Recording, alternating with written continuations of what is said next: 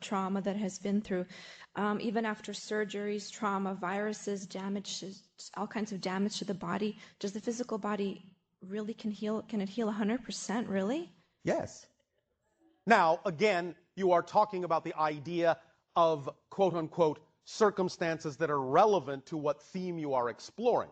Certain themes you are exploring may not have chosen for the body to be allowed to heal, but in the generalized answer, yes, the body is capable of healing from anything.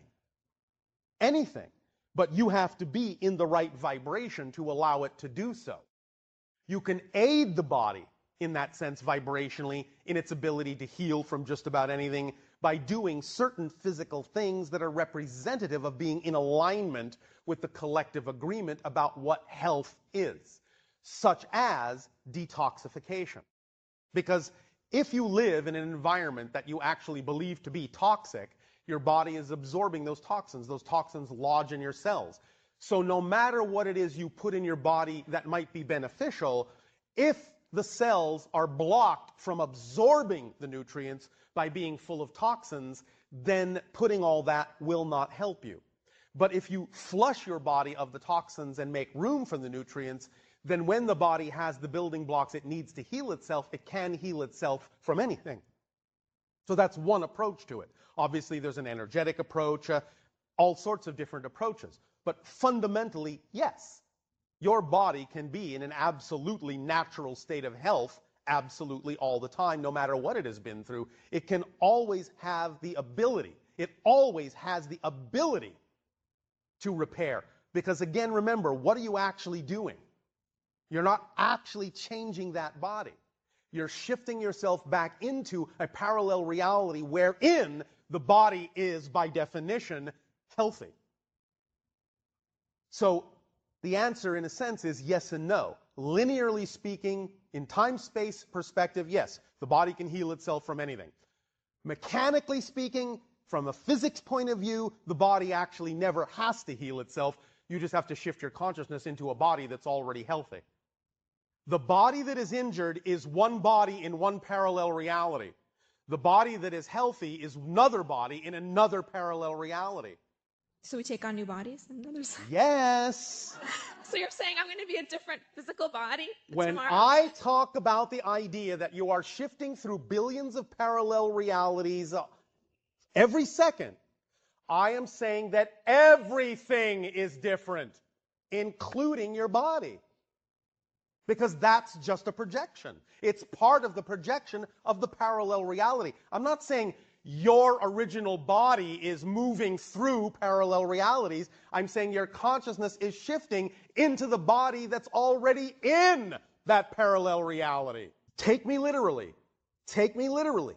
This is actually literally physically happening because physical reality is just an illusion anyway. Your physical body isn't real. Your experience of it is real, but it's just a projection of your consciousness anyway. So we have some certain therapies that are cutting edge, like O3 and certain herbs. Permission slips, any tool, any technique, any ritual of any kind is a permission slip. Some of those things will work for some people, some of them will not, because people simply need to find whatever permission slip is most aligned with the belief system that they believe will help them, because it is their belief systems and energy fields and resonance that created the dis-ease to begin with. You understand? Yeah, it's interesting how some people can have a dis-ease and they don't know they have a dis-ease. Yes. But it is because they are not willing to look at the belief system and they are allowing it to remain unconscious because they are too afraid to look at it. It is fear that causes most manifestations of disease. Fear to look at the things within yourself that you believe might be true. Nothing negative you could ever look at within yourself will ever actually empirically be true. But you might be afraid that it is and afraid to look at it. And the longer you're afraid to accept a portion of yourself then the longer that portion will begin to shout and protest and get your attention in whatever way it needs to. And if it has to create an imbalance within you to do so and get you to face that it belongs to you as a part of you too, and get you to love it as unconditionally as you may love every other part, then it will do whatever it can to grab your attention, even if it has to destroy you to do so. So, if you don't prefer that, the more you pay attention to everything going on within your consciousness, within your beliefs, the more transparent you are with yourself, the more honest you are with yourself about what you hold to be true, the more disease-free you will be. Yes? So therapies for curing, for healing are basically based on belief. It is all based on belief. There is nothing in physical reality that is not. It doesn't matter that there might be a physicalized component or a physicalized reflection that you call chemistry or physics or medicine or science. Those are still just reflections of what you already believe in your consciousness to be true for you. Yes? Yes. So it's all based on belief. It's all based on consciousness. It's all based on vibration. It's all based on resonance. It's all based on state of being. That's why we say, circumstances do not matter. Only state of being does. Because it's state of being that creates circumstances. Circumstances don't create state of being. It's the other way around. This person wants to know about fighting illness, that the warlike victim-perpetrator mentality is something that human beings are exploring. And even in our own bodies, we have special cells that fight off invaders. Can you give us a more positive way to look at what is happening as we go through an illness other than fighting it off? Yes, if you actually pay attention to the mechanisms inside your body, you will understand that your body doesn't fight off invaders. It incorporates them and absorbs them and transforms them. It allows them to pass on, so to speak, to a different state that is no longer harmful to the body. So you need a deeper understanding of the mechanisms that are actually going on in your body so that you don't look at it as a war or a fighting situation, because that's not what's happening. It's a vibrational shift to a different state of being. It's not a fight. And so therefore, with regard to illness, more acceptance of why the illness is there will allow it to transform more quickly by understanding the lessons that it is there to teach you based on your belief systems. So it's not about fighting, it's about relating, it's about communication, it's about understanding and letting it pass on into a different state once you have learned the lesson, once you have absorbed the meaning. So my question is, what specifically can I do to help my children heal from peanut and tree nut allergies? There can be many things, but first and foremost, it is important to make sure health-wise that the systems are not polluted. Detoxification of the entire system is key.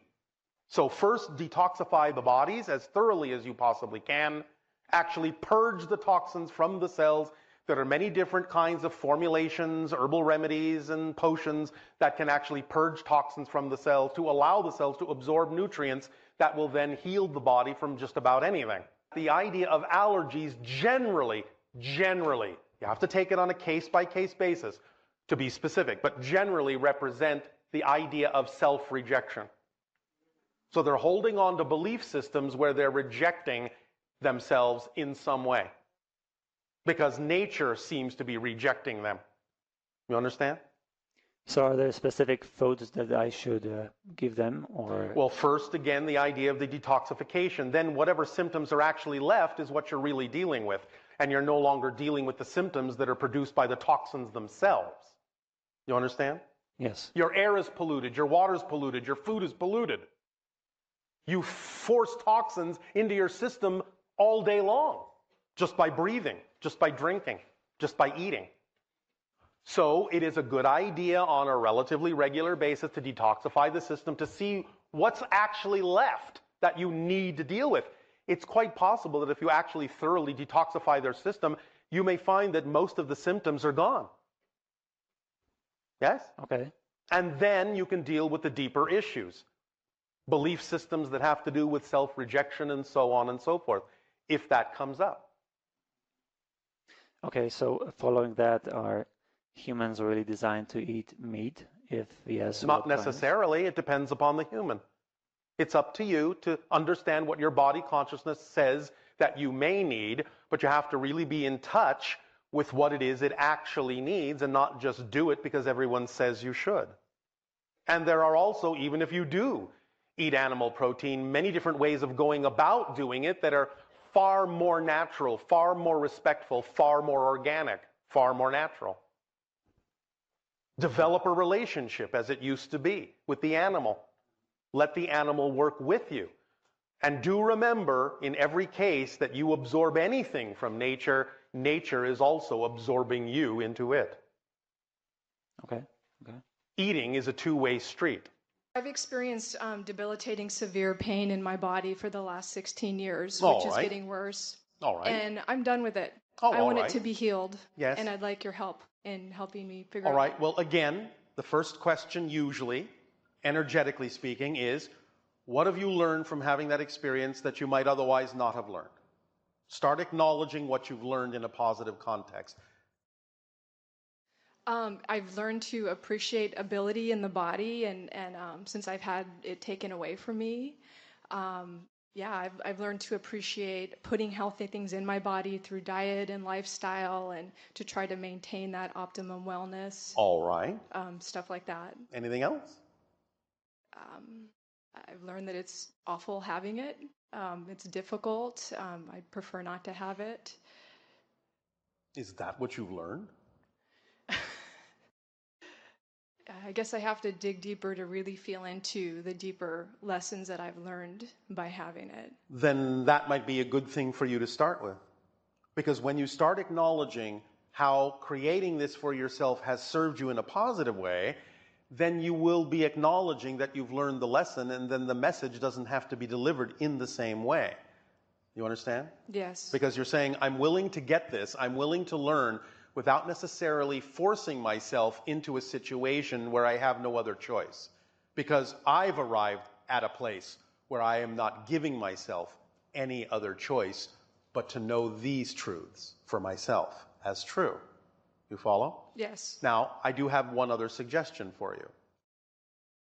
Mm-hmm. Anything that you have learned from having this experience, have you in any way, shape, or form been teaching others who have similar experiences how to gain positive lessons from having it? No, not exactly. What do you mean, not exactly? Well, I'm in the helping profession, but I don't think I've directly tried to help other people who have chronic pain. Why not? Since you are an expert well, at it. I haven't mastered it, and I haven't overcome it, so I feel Why like do you I need think to do you that. need to overcome it in order to teach how to deal with it? In fact, what makes you think you won't be a better teacher by still having it while you are also sharing what you've learned from it that might help someone else? Well, I just don't feel that I do deal with it very well. I feel like I suffer from it. There's suffering that comes from it. Stop. I'm not talking about the physical experience. We've just had a conversation where you've admitted that you have learned some positive things that you otherwise might not have learned by having this experience. Yes? Yes, That's the conversation. I see. And while you're having that conversation, not that anyone else has to do it that way, but while you're sharing the possibility, the option that they might be able to turn it around and ask themselves that very interesting introspective question of, well, if I hadn't this experience, would I have learned what I have learned? Would I know what I know? Would I be the person that I've become? Maybe, maybe not. Maybe that's something I really need to look at. By opening up those questions in their mind, by sharing this idea of what you've learned with them, you may find that you will no longer need to experience it that way, and you will overcome it as a process when you are sharing what you have learned from it. Not before you start sharing it, but as part of the process of sharing it. So You understand? yes, I think I do. So being of service through my experience would be very important for me. Being of service to others is the best way to be of service to yourself, because you are contained within the collective. So when you're willing to support the collective by being your true self as best as you can't be left out. You understand? I see. You're including yourself in that, paradoxically, by not focusing on yourself. I see. That's how it works. Because then you're out of your way. You've gotten out of your way, and you can let the reflection of what service and help you're giving come back to you. That's the origin of the old phrase, to help someone, you'll get it back tenfold. Because you're multiplying the opportunities and options for them, therefore you also get the multiplication of the opportunity for yourself. And it transforms things for them and you. Yes? Yes, I see. Giving of yourself and allowing others to receive what you have is the best way to heal yourself, as well as give them the option to heal themselves. Never hold back your gift. Never hold back your knowledge and learning. Those are the things people are waiting for. And when you hold them back because you think that what you have to share isn't worthwhile, you are compounding dis-ease in the world. See where we're going? Yes. So lighten your world up. Give them a better opportunity to change the experience for themselves by changing the experience for yourself by using it in the best possible positive way that you can, so that you are no longer ill at ease with yourself. Illness, I'm assuming it's chosen before you come into this world, or is it Not attracted? always. Not always. Again, remember, we are now speaking linearly, colloquially, just to have the conversation. Sometimes there are things set up, as you would say, linearly, before this life, that may be the way you feel you need to explore a certain theme. Sometimes you leave it open to how the theme will be explored. And if you find yourself gravitating toward belief systems that by definition would simply automatically attract disease, dis-ease, then you may allow yourself to fall into that experience just because that's one of the things that might have been the result of simply going down that path. It doesn't necessarily have to be decided beforehand, although the theme of exploration may have been decided, but the expression of that could have been done in any number of ways. So it just depends on what it is you have chosen to explore as to how specific the choice has to be. Sometimes things are planned to the second. Sometimes they're left very general, just as a way of saying, well, it could be this, it could be that. As long as it allows me to explore the theme I wish to explore, it could be a disease, it could be an accident, it could be finding something, it could be any number of different things. It just depends on how you wish to have that experience. When you feel pain or discomfort or fatigue or something, it's in your body. How do you not feel it? I mean, it's just really impossible. I know you may not have a body. Nothing is impossible, first of all.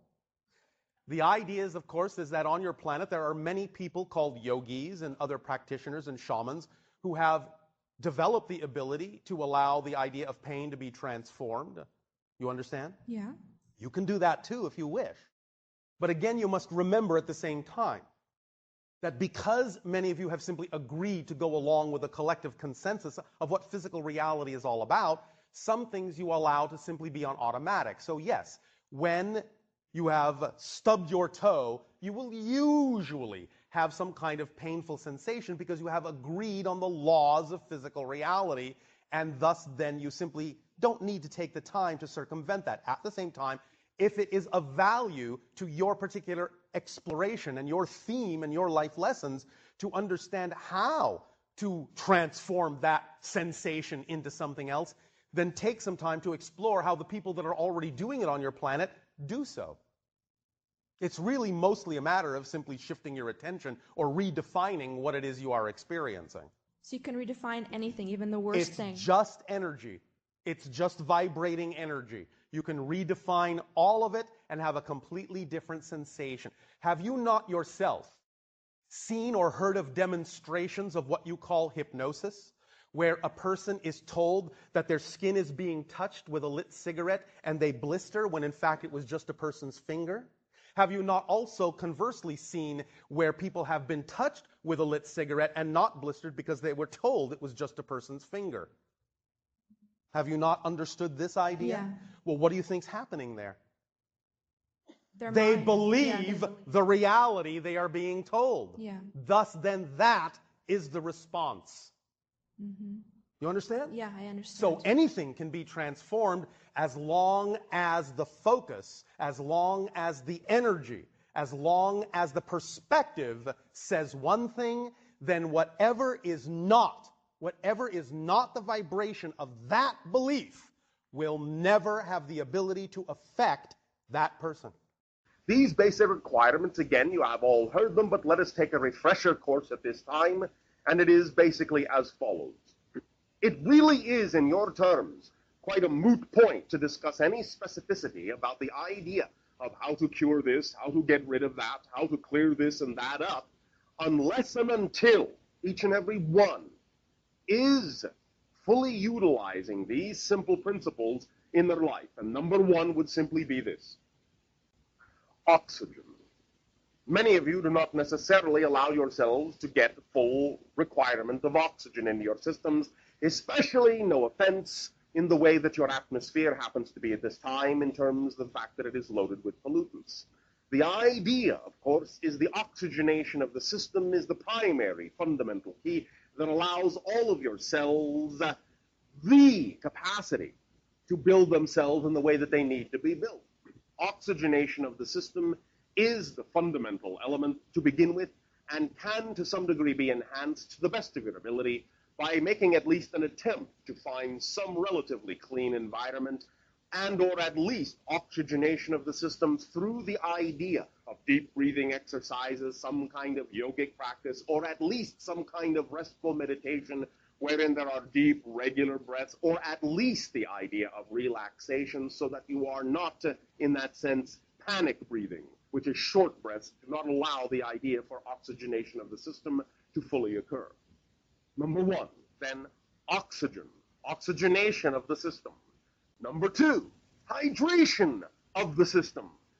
Do you have enough water? You are, as physiological beings, mostly water, yet many of you will ingest many things that will actually divest you of the hydration of your system, dehydrate you. And as many of you are beginning to understand, many of the so-called symptomologies that you might begin to attribute to many exotic diseases are actually nothing more than the symptoms of dehydration. In the sense, then, that your body is similar, in a sense, by analogy to a battery. If you do not have proper hydration, not enough water, then your cells, in that sense, can burn out, short out. You can become, in that sense, dry, like a battery, and cease to function, cease to become electrically conductive. And in that sense, also, lack of hydration, lack of water in the system will not allow your cellular structure to flush the toxins in your system from the system, and this can cause many forms of buildup that will allow the immunological system and many cellular and enzymatic functions to cease, thus again causing many different kinds of symptomologies that can then open the door and lead the way to opportunistic organisms to bring about more and more complete forms of disease. So the second idea is hydration of the system. Each and every one of you must find that it will be generally acceptable to have between 1 and 2 quarts of water a day. Otherwise, you will find you may not really readily have enough. Now, of course, every single individual is different, but you must understand something very important. When you are actually thirsty, that is your body's final signal that you do not have enough water. If you had proper hydration, you would rarely ever be thirsty. So use that as a marker. Number 3, you have heard this, of course, many times, and again, it is of paramount importance and is not to be taken lightly: exercise. Movement. Movement is like the ability to pump the body, to allow the muscles to function as pumps for the cellular structures, to allow the water to flush the toxins from the system, to allow there to be energetic revitalization, and allow there to be strengthening of the muscular and skeletal structures, to utilize all of the different mineralogical elements that are going into the body and to allow them to act as building blocks nutritionally. Exercise and movement also, in that sense, will be representative of being active, of being energetic, of flowing energy through you rather than allowing it to sit around and build up and convert itself into mass. In that sense, what you would call waiting to move. In that sense, in your language, then, the analogy of simply putting on weight because you are waiting to do something. The idea then is to understand that oxygen and hydration and movement are critical. Also then, very important, number 4, the reduction of stress in the system. Again, many of the so-called symptoms that many of you attribute to the beginnings of disease are simply nothing more than the side effects of undue stress in your lives.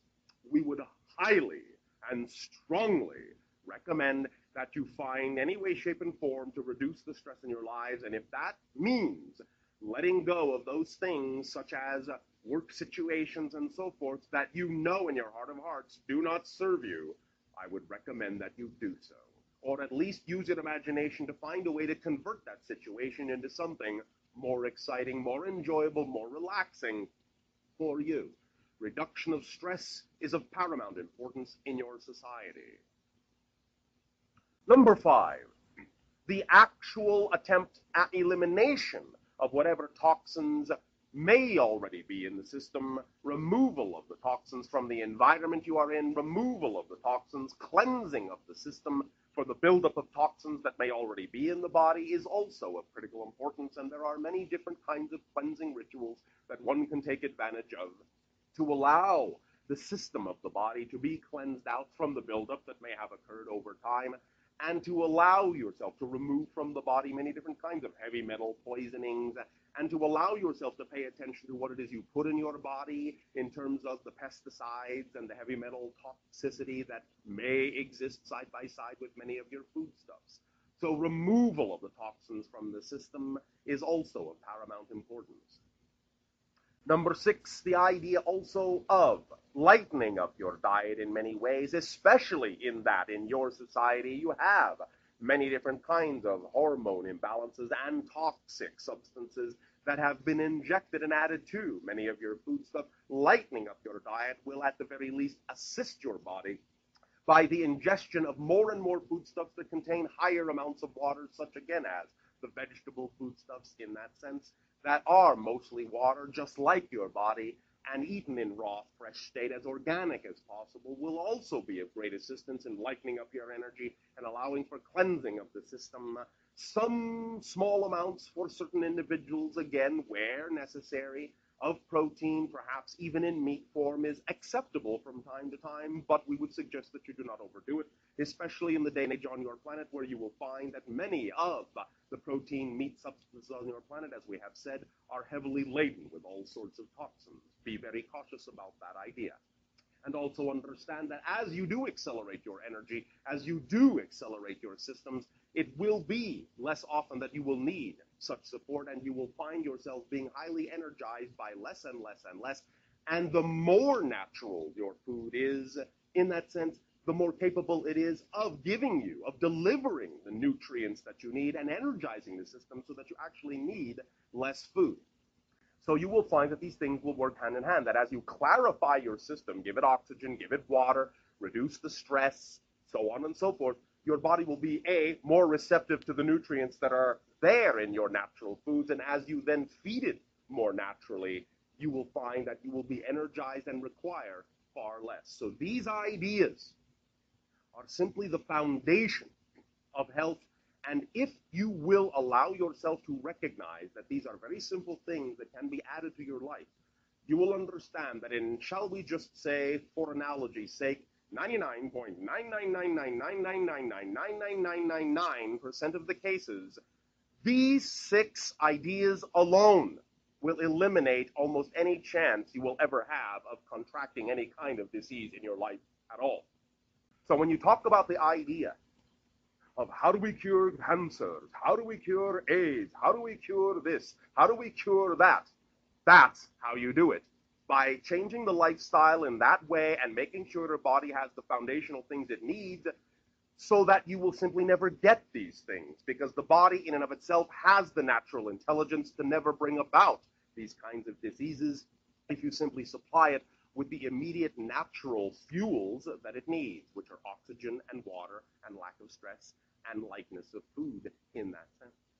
Plain and simple, that's really all it will take for most of the things and most of the ailments you find that exist upon your planet. That when people experience depression, they're defining their experience in a negative way and so experiencing it as depression, when in fact all it really is the natural compression that happens when you know you're looking for answers that can't be found out there.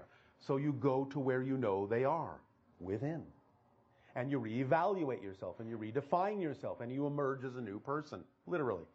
But if you define the idea of going within that way to look for answers as something antisocial, something's wrong with you, you're not outgoing anymore, you're withdrawn, if you start defining that idea in a negative way, even though it's a natural mechanism, you will start to experience the negative effects of defining it that way. And it turns into depression instead of compression.